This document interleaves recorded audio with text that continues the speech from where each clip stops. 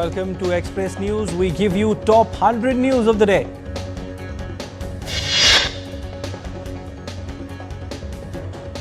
India's Prime Minister Narendra Modi on Wednesday participated in the post-budget webinar on employment via video conferencing. While addressing the gathering on the occasion, PM Modi said that the government has provided skill training to more than 3 crore youth since 2014. PM Modi highlighted that telemedicine facilities are being expanded to all primary health centers. Through daycare cancer centers and digital healthcare infrastructure, government is taking quality healthcare to the last mile. PM Modi also said that the vision of investment in people stands on 3 pillars and these are education, skill and healthcare. Prime Minister reiterated that investing in people, economy and innovation is a theme that defines the roadmap for a developed India. India's Vice President Jagdeep Dhankar presided as chief guest at the annual convocation of Mata Harki Devi Group of Institutions in Udhan, Haryana today. Vice President awarded the meritorious students of the institution. Addressing the students, Vice President said that education is the most impactful transformative mechanism to bring about big change, bring about equality, cut into inequities. Prime Minister of Guyana, Mark Phillips, arrived in New Delhi for the World Sustainable Development Summit 2025 on Tuesday. The 3-day summit began today with the theme Partnerships for Accelerating Sustainable Development and Climate Solutions. It is the annual flagship multi-stakeholder convening organized by the Energy and Resources Institute. Ministry of External Affairs spokesperson Randhir Jaiswal stated that this visit will add further momentum to the strong and growing multifaceted relationship, including in the areas of sustainable development and renewable energy. The Princess Astrid of Belgium, who is on a 3-day tour to India's financial capital, Mumbai, visited Road Mobile headquarters today. The Belgian Economic Mission delegation made presentations by Belgian startups on space and drone tech. A panel discussion on strengthening Indo-Belgian economic ties through technology was also held. Addressing the media, Minister President of Flanders said that there are many sectors of potential collaboration, including universities, semiconductor, skilled workforce between the two countries. Tanmay Lal, Secretary West, Ministry of External Affairs, met Foreign Affairs Committee members from Sweden's Sveriges Riksdag. Leaders held discussions on India's growth story, rapidly changing geopolitical context. Deepening India-EU and India-Sweden partnerships took place. Delhi Minister for Irrigation and Flood Control Pravesh Singh inspected the Yamuna River in the national capital. He said that 1,300 tons of garbage have been removed from the river in past 10 days. Indian Ministers SP Singh Baghel and Anupriya Patel launched the model women-friendly Gram Panchayat initiative of the Ministry of Panchayati Raj at the National Convention in New Delhi. DRDO successfully conducted high-altitude trials of the indigenous onboard oxygen generating system-based integrated life support system for the LCA Tejas aircraft on Tuesday. India's Union Cabinet, chaired by PM Modi, today approved the development of 12.4-kilometer long ropeway project from Govind Ghat to Hemkund Sahib Ji in Uttarakhand under National Ropeways Development Program Parvatmala Pariyojana. Cabinet also approved the revision of Livestock Health and Disease Control Program with inclusion of Pashu Aushadhi component to help in prevention and control of livestock diseases through vaccination. Indian equity indices ended on a positive note on Wednesday. At close, the Sensex was up by 740.3 points to settle at 73,730.23. Nifty jumped 254.65 points to close at 22,337.3. Indian rupee ended 23 paise higher at 86.96 against US dollar on Wednesday. Gold futures maturing on April 4 were priced at rupees 85,978 per 10 grams on the multi-commodity exchange. Silver futures for May 5 maturity stood at rupees 97,457 per kilogram on the MCX. Oil prices steadied on Wednesday after hitting multi-month lows in the previous sessions. Brent futures inched 6 cents up to $71.1 a barrel. India's External Affairs Minister S. Jaishankar visited London. Minister Jaishankar called on Prime Minister Keir Starmer at 10 Downing Street today, conveying warm greetings of Prime Minister Narendra Modi. The two leaders discussed taking forward a bilateral economic cooperation and enhancing people-to-people exchanges. Minister Jaishankar also met Foreign Secretary David Lammy. He thanked Lammy for extending an extremely warm welcome to him at the Chevening House. Minister Jaishankar and Foreign Secretary Lammy met Chevening scholars from India. The Indian minister termed the group as a vivid expression of two countries' talent. US President Donald Trump declared America is back on Tuesday in his first address to Congress since returning to power, hailing his social and economic policies. Trump used Tuesday's speech to talk about securing the US-Mexico border and the executive orders he issued, including deploying military members to the area. President Trump gave Elon Musk and the newly created Department of Government Efficiency a shout-out in his address to a joint session of Congress on Tuesday. Trump also announced his plans to implement reciprocal tariffs in the near future on several countries. The US will raise its tariff rate for goods from another country to whatever that country's levies on US products from April 2nd. Trump said Tuesday that Ukraine's leader Volodymyr Zelensky has told him Kyiv was ready for talks with Russia and a US minerals deal days after a White House clash. Democrats accused Trump of cozying up to dictators. In a rebuttal, Democratic Senator Elisa Slotkin calls for a solution to the US's broken immigration system. The Ukrainian leader has called the White House clash regrettable on his post on social media platform X, saying that it did not go to the way it was supposed to be. Zelensky also expressed his willingness to sign a contentious minerals deal which would grant the US access to Ukrainian minerals in exchange for military aid. However, the deal's fate remains uncertain. Belarus President Alexander Lukashenko has offered to host peace talks between Russia and Ukraine, suggesting that US officials could also be involved. British Foreign Minister David Lammy said he had spoken to counterparts in France, Germany, Poland, Italy and Spain about Ukraine and that their determination to strike a peace deal remains clear. The Kremlin says that future talks between Russia and the United States would include discussions on Iran's nuclear program. Reportedly, Russia has agreed to assist Trump's administration in communicating with Iran on various issues, including on Tehran's nuclear program. Italy, Japan vow to commit to end Ukraine-Russia conflict and enhance bilateral ties. This comes as the Italian president met Japanese Prime Minister Shigeru Ishiba in Tokyo. Russian drone attack killed one person, knocked out Odessa power for second day, the regional governor said.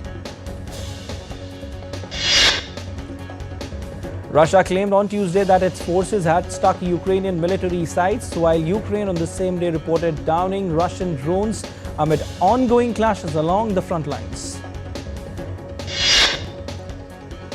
The Russian Defense Ministry said its forces struck key Ukrainian military targets, including military airfield infrastructure, ammunition depots, and electronic warfare base stations on Tuesday. In northwestern Pakistan, a suicide bombing tore through a security installation on Tuesday, killing at least 13 civilians, 5 soldiers, and injuring dozens. Pakistani police officials said the blast was likely caused by a vehicle laden with explosives. A group affiliated with the Pakistani Taliban claimed responsibility for the attack in Band. Israel's incoming military chief of staff, Ayal Zamir, was appointed at a ceremony in Tel Aviv on Wednesday. Zamir was promoted to the rank of lieutenant general and became Israel's 24th military chief. 8 Nepal deportees from US arrive in Kathmandu. In recent weeks, the US has deported some 300 people to Panama, including people from Afghanistan, China, India, Iran, Nepal, Pakistan, Sri Lanka, Turkey, Uzbekistan, and Vietnam. Leaders of Germany's Conservatives and Social Democrats announced proposals on Tuesday to set up a €500 billion fund for infrastructure and defense spending. We are heading for a short break here on DD India. We'll be back with Express News in just a bit. Stay tuned.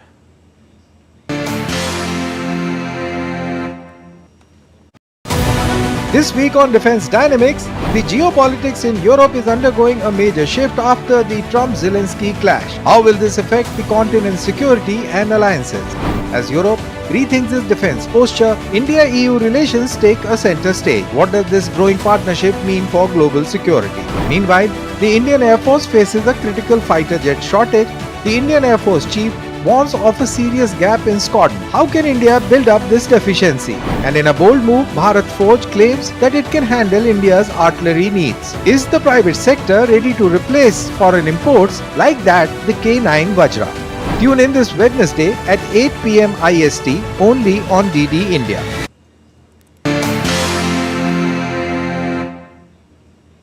Welcome back. You're watching Express News on DD India.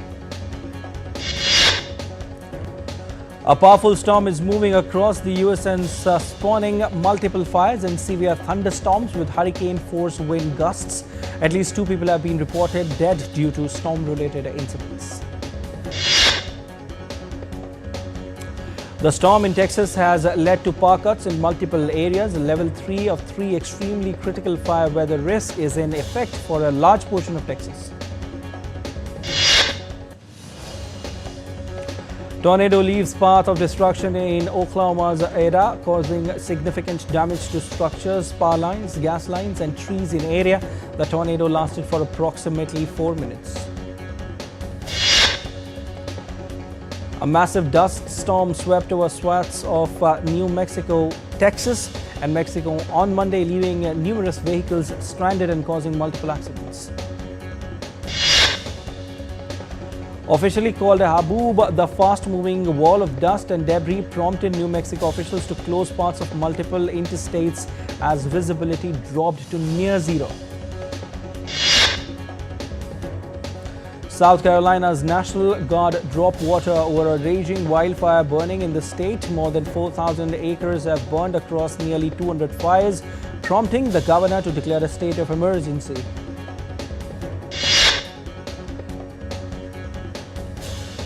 Horry County Fire Rescue warned there was a possibility of smoke shrouding the area and significantly affecting visibility. Meanwhile, sprinkler systems were set up to saturate the ground. Australia's east coast braced for a tropical cyclone swirling towards Brisbane. Authorities warned thousands of properties were at risk due to strong winds and flash flooding. Destructive wind gusts of up to 155 km per hour could develop from Thursday afternoon. Tropical cyclone Alfred is expected to cross the coast as Category 2 storm early on Friday morning. According to Australian weathermen, total rainfall from Alfred could be as much as 800 mm in some regions, more than the average total of March, and could cause life-threatening flash flooding. Thousands of people were evacuated across Indonesia after floods hit the region. Heavy rain is forecast to hit the capital and surrounding cities until March 11. Floodwater swarmed a hospital in the eastern town of Bekasi, forcing the evacuation of patients to other buildings. Rescuers on rubber boats sailed through thigh-high water to evacuate residents. Heavy rains battered the Canary Islands in Spain, flooding streets in Telde on Gran Canaria. The archipelago was included in a nationwide rain alert issued by the Spanish Meteorological Agency. The adverse weather in Spain is expected to persist throughout the week, raising concerns of further disruptions. Residents are advised to avoid unnecessary travelling. Balesa region in India's Union Territory Jammu and Kashmir looked stunning as the sun hit it after 2 days of continuous snowfall. The region is covered in a thick blanket of snow after receiving heavy snowfall last week. India Meteorological Department has issued an orange alert for snowfall and heavy rain in Himachal Pradesh, Uttarakhand and Jammu and Kashmir. Delhi residents woke up to chilly cold winds on Wednesday morning. Snowfall in the mountain is subtly influencing the weather in the plains, bringing light rain and chilly winds to Delhi and its surrounding areas. On Thursday, Delhi is expected to experience misty mornings, warm weather and clear skies. The minimum temperature is likely to be around 13 degrees Celsius, while the maximum could reach 29 degrees Celsius. Cold weather caused power outages in parts of Manali, with the town receiving nearly 1.5 feet of fresh snowfall. The heavy snowfall has damaged power lines, leaving many areas without electricity. Colourful parades, extravagant costumes and whole lot of celebrations for a period of 4 days carnival takes over the south of the Netherlands. This vibrant festival marks the last big party before the fasting period begins. Rio de Janeiro's Carnival, Brazil's biggest festival of the year, dazzled with mega floats, costumes and performances for the flamboyant celebration's 5th day. The carnival will officially conclude this Saturday. Among the samba schools at the Carnival Parade was the renowned Paraiso do Tuiuti, whose performance told the story of Azika Manikongo, who is historically known as the first transgender woman in Brazil.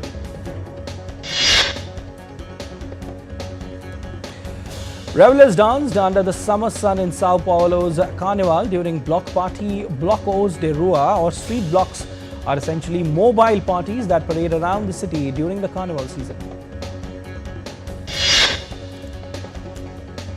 The street parties are characterized by large groups of people following a sound truck or musicians through the streets, often dancing and singing along to samba, funk and other popular Brazilian music genres.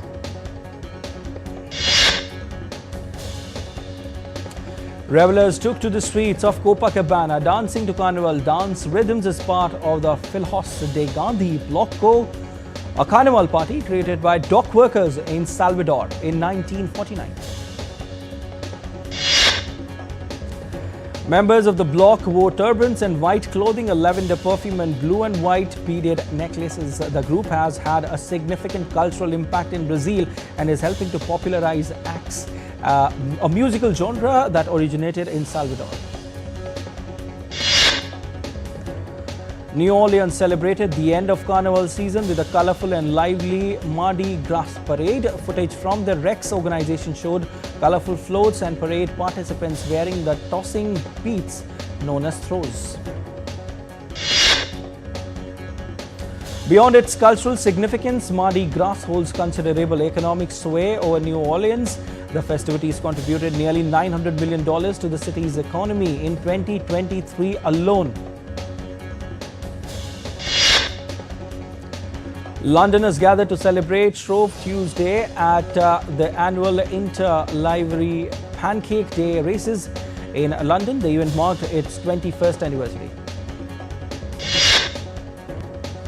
Teams of 4 in costumes raced while tossing pancakes in steel frying pans, keeping their outfits intact. Shrove Tuesday is the first day of the season of Lent, the 40-day period before the Christian holiday of Easter. Ted Lasso stars Hannah Waddingham and Juno Temple have been named the first UK duo for Mattel's Barbie role models ahead of International Women's Day on March 8. Fashion models, pop icons and film stars sashayed past the pyramids of Paris Louvre Museum to attend a gala dinner. Guests included K-pop singer Jisoo, American rapper Doechii and actors Michelle Yeoh and Keira Knightley.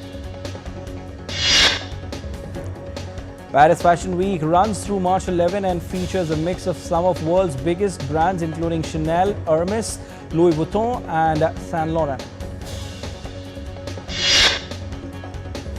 Christian Dior creative director Maria Grazia Chiuri presented a lineup of ruffle styles for the French fashion house's fall-winter runway show. Models wore sharp-tipped boots, tailcoats with knee-high socks. Akshay Kumar and Katrina Kaif's classic romantic drama Namaste London is set to return to theatres. The movie will re-release in fact on March 14. New Zealand set a mammoth 363 runs target for South Africa in the second semi-final of the Champions Trophy in Lahore on Wednesday. Rachin Ravindra and Kane Williamson slammed centuries against South Africa and the duo added over 160 runs for the second wicket. Kane Williamson has become the first New Zealand batter to cross 19,000 international runs, achieving the milestone in just 370 matches. Australia's star batter Steve Smith has announced his retirement from one-day internationals on Wednesday. The middle-order batter has featured in 170 one-day international matches, scoring 5,800 runs with 12 centuries. India pace spearhead Mohammad Shami admits that playing all their Champions Trophy games at one venue in Dubai has been to their advantage. Indian table tennis star Sharat Kamal has announced that he will retire from professional table tennis after Star Contender tournament in Chennai. Carlos Alcaraz aims to become the third man to win 3 straight titles at the Indian Wells as the tournament kicks off on Wednesday. World number 1 Arena Sabalenka is enamored with the new surfaces at Indian Wells. The Belarusian believed that the faster courts will help her powerful game. Chief Executive Officer Darren Ale says Newcastle United are not under any pressure to part with their top players amid speculation that striker Alexander Isak could leave the club. Barcelona winger Yamal will extend his contract with La Liga club beyond 2026. Yamal has scored 11 goals in 35 appearances in all competitions. Manager Bruno said Benfica will play attacking football when they host Barcelona in the first leg of their last 16 Champions League clash on Wednesday. Bayern Munich coach Vincent Kompany hopes to lead his team to victory over Bayer Leverkusen in their Champions League last 16 first leg match on Wednesday. Inter Milan coach Simeone Inzaghi said he had never faced a similar injury crisis as his side takes on Feyenoord in the first leg of their Champions League last 16 tie on Wednesday. LeBron James became the first player in NBA history to score 50,000 career points. James' milestone may never be surpassed. That's it in the Express News today. News and updates will continue. You keep watching D-Day India.